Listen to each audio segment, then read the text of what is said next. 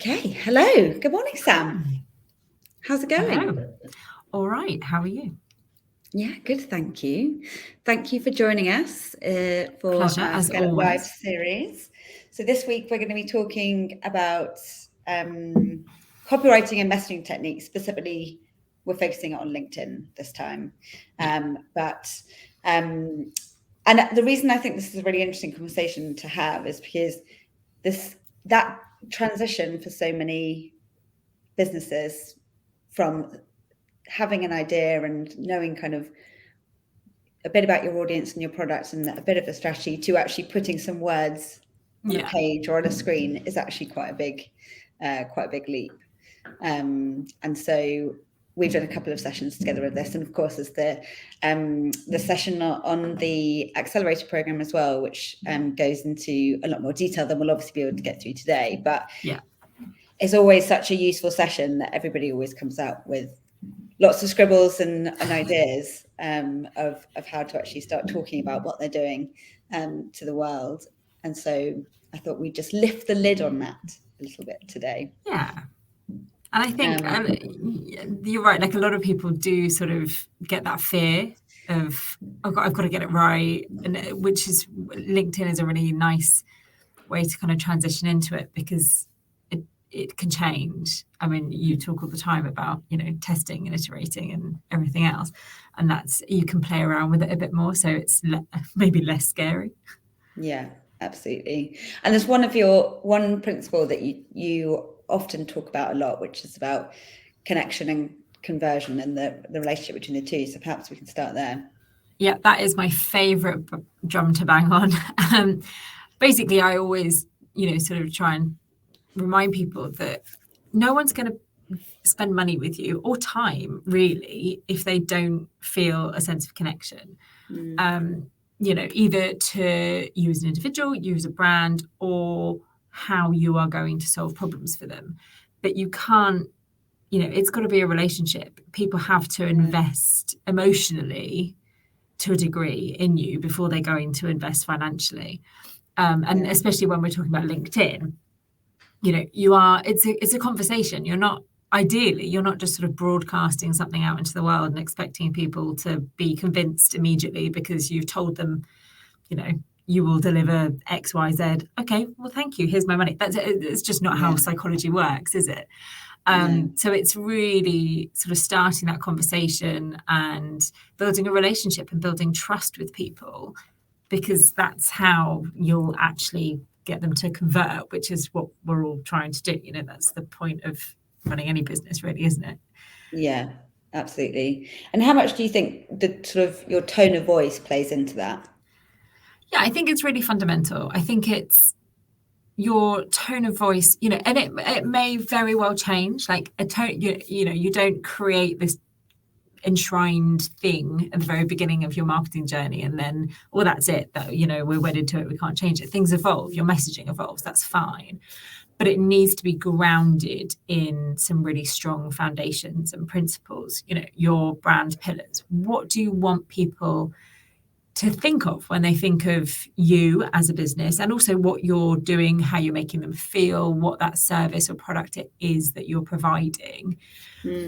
All of those really do hold up your tone of voice, and also your personality. Like, how do you want people, to engage with you? What words do you want to spring to mind when they're thinking of you? Because it is, like we said, it's a relationship, and you have to have something for them to buy into and reference back to, and also to stand out. The chances are the product or service you're offering is not unique, because I don't think there are really any left, are there? There's overlap with everybody. There's thousands of copywriters out there.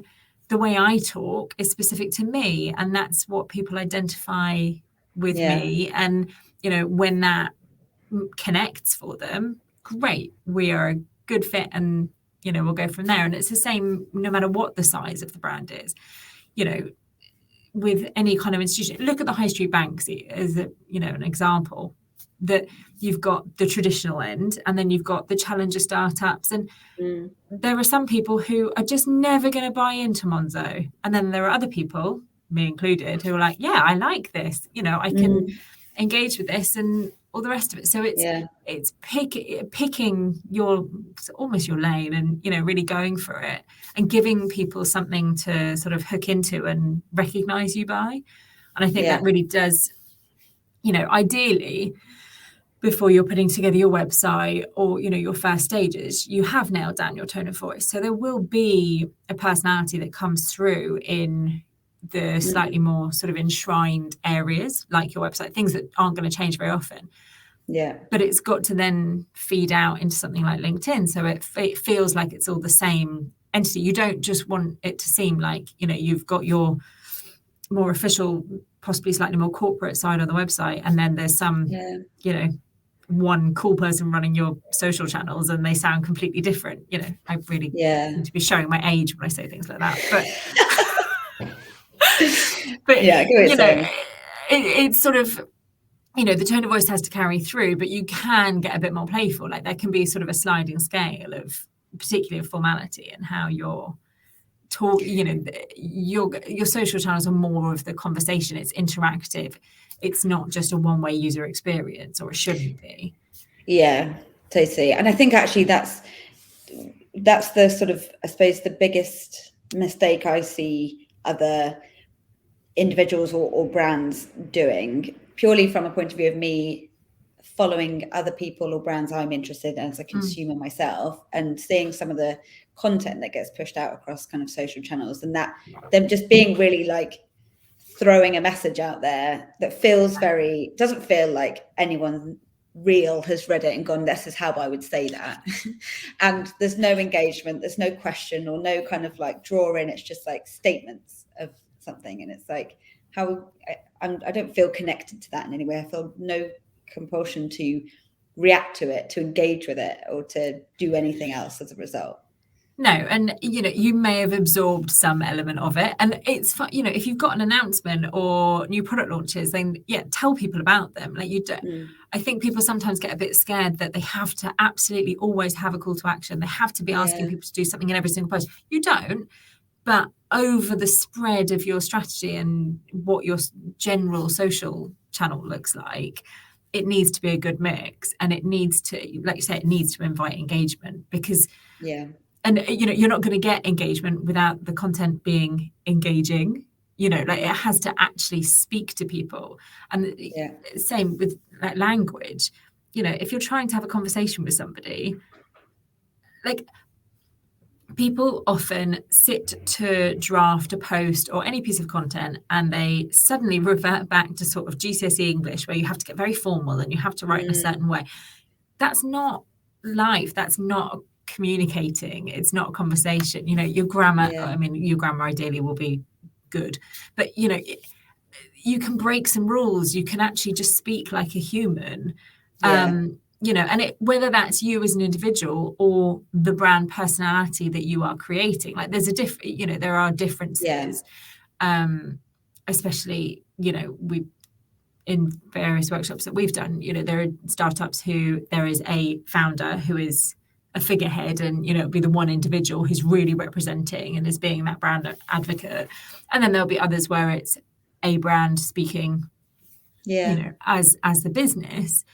And so there are slight differences there that, you know, if you've got an individual, you can be a bit more personal, you can be a bit more playful, you can, you know, sort of throw views out there a little bit more in a slightly different way, because people know that you are talking directly to them.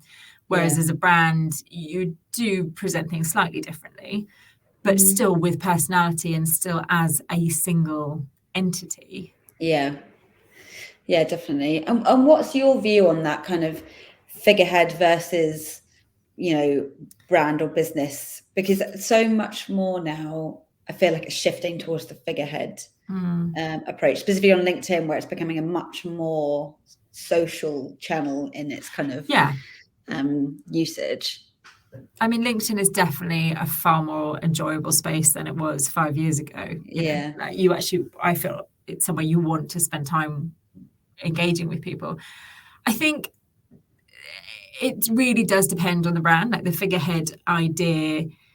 If you are an individual who people already know exactly what you stand for, exactly what you're offering, and you've got a huge following and people are engaging with you around the arena that your brand is then operating in, then great. I think quite often it can be really helpful for that sort of figurehead profile to amplify the brand message rather than being the only source of it being put out there. Yeah. So, you can have the posts that come from the brand, which are very on brand, as it were, with the brand tone of voice. And then you have the slightly more personal level of just sort of taking it another step with the figurehead, then sharing those posts, for instance, and giving their individual take on it, and this is exactly why we're doing this, or, sort of giving that other level of insight, because then people will connect with that individual, but also it gives them a way of connecting more with the message that's coming out from the brand. So I think it can be really powerful, but it's sometimes, I think, when it's just one person talking as themselves about the business, it then becomes a bit harder to identify what the brand actually is, because they're sort of, they're almost, it's so entwined with the individual. Yeah. I think as well, it really depends, I suppose, ultimately on what type of business you have and what you're offering. Because for us, for example, as a service business, it's really important that people know us as individuals and are able to connect with us as individuals, because they'll be working with us. It's the same with you, right? Whereas if you're more of a kind of product-based business, then it's largely going to be more, I expect, about building a connection with that brand and what they stand for and why that's the right choice. Yeah, and same as, software as a service and things like that. I think you're right. It's who are you going to be dealing with as a customer on a day-to-day? If it's that one person, in my case, or, 3 or 4 in yours, then you do need to put yourself front and center, because if somebody doesn't buy into me as an individual, they're just not going to hire me, and that's fine. Not everybody has to like me, but there's, there's plenty of opportunities, but they do have to want to work with me and like my approach, because that's the way it's being done. So I think, if you've got certain individuals who are responsible for delivering 95% of the work, then they do need to get out there and show themselves. Yeah, absolutely. And when it comes to just getting started and taking that kind of first leap of faith into really getting stuck into this, what do you reckon, like, what are some of the good tips to get started with that? Is it around spending lots of time with your customers and figuring out how they talk about things so you can start reflecting that back, or what would you say? And I think all of the other expert lives that you've done, it's always come back to, it's all about the customer. And it really is, like, that's all marketing is, isn't it? Is talking to customers. And so it's, it's not just knowing what they want, like you say, it's how they talk about it. So if you have to know what their problems are, and that you actually have the solution to them, because you're not the right fit for everyone. So are you sort of, where is your group, where is your segment who you actually are the perfect solution for? And then it's digging down to, okay, but how do they describe, what the problem is from your perspective, what your solution is from your perspective. How does that feel from the other side of the fence? How are they seeing the impact? Because the impacts that you might assume are the ones that are hitting hardest, of, say, in my instance, not having copy that you're happy with, or just not having website copy, or whatever it is, I might see that as being a problem for one reason, and my potential clients might see it totally differently. There'll be overlap, of course, because but it's then really getting down to that, and then being able to reflect it back to them, because we're all really self-interested, even when, both in our personal lives and on a working sense. If we can instantly see that somebody is talking about us and exactly about the experiences we're having, that's it. I'm there. That's describing me, and then you're suddenly more engaged. It's just the way we are. And it's the same as, you know, there will be terms, and I'm sure we're both guilty of it, where we sort of fling out various bits of language that, you know, or acronyms or whatever it is, and assuming that everybody knows because we deal with it all the time. But it's not entirely clear. So stripping away, you know, any jargon, any industry speak, you know, and sometimes it's the most surprising things. And you think, well, of course, but actually it's only because we are dealing with it all the time. Yeah. And if you put anything out there where people have to stop and translate for a second, especially something like LinkedIn, you know, LinkedIn probably, I would guess, used to be a lot more desktop based, and people would probably spend slightly longer. Now it's just the same scrolling user experience as the other social platforms. Realistically, like, people are engaging a lot more on their phones than they were before. And if you then give anyone a barrier within a post where they go, you know, or even have to stop, they're on to the next thing, you've lost them completely. So it's, you know, using their language so they don't have to think very hard about what you're telling them because they already identify with it. Yeah. And then, you know, stripping out any of those potential little stumbling blocks. And that is quite hard sometimes, to sort of almost have to reverse engineer them out of what you're writing. But, you know, it's going back and looking and thinking, actually, does everybody know what this means? Or is this just something that I'm super familiar with? Yeah, definitely. And I think going back to your sort of earlier point around, you know, not every post needs to have the same call to action, or not every post has to get everybody talking and drive massive conversation. It's, you know, it's being really clear on your goal of every single piece of activity. And now, because every bit of content on LinkedIn gets truncated to the first 2 lines on desktop and mobile, that is basically your window of opportunity. Everything else hidden below that might as well not exist until you've caught them with that first line. So that first line that has also got to be kind of really closely aligned with your goal of that post, and kind of get people hooked into to reading it, to make sure that they actually pay attention. Yeah. And I mean, that sounds terrifying as you've got 2 lines and you've got to do it. But actually, you know, if you're, one of the other things you have to sort of remember, whatever you're asking them to do, you have to be providing some form of value, whether that's entertainment, information, or a proper value add of, actually, if you click this, here's this incredible resource I made for you. You know, there's a sliding scale of value, but you have to be giving something. You know, so introducing that early on as part of your hook as well. And, you know, I mean, some of my favorite posts recently on LinkedIn have had slightly, you know, sort of possibly over the top opening lines, but it stops you, you know, absolutely stops you in your tracks. You're like, oh, what's it? Okay, I'm intrigued. I'm here now. And you don't always have to be sort of really really is clickbait, isn't it? But it's quite a useful way to just command attention.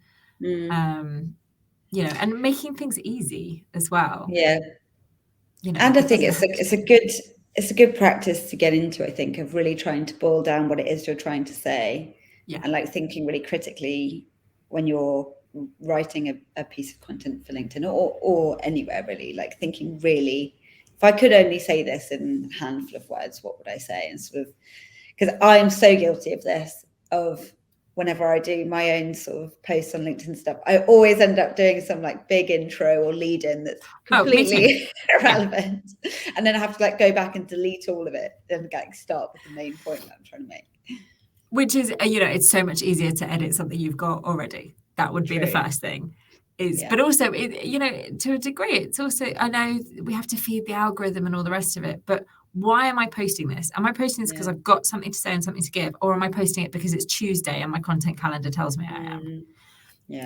I like, increasingly, I'm definitely feeling that there is some sort of tendency to just put out to a schedule, because then you feel like you'll get eyeballs. If you're putting stuff out just for the sake of it that's no good, you're going to lose eyes, because people are going to be disinterested, and they're going to think, and the next time something pops up, oh, I haven't been interested in what they've been saying, so I'll just scroll on past.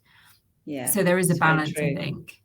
I agree, because we talk a lot about consistency across all different areas. Consistency is such a massive part of marketing from so many different angles, but that consistency of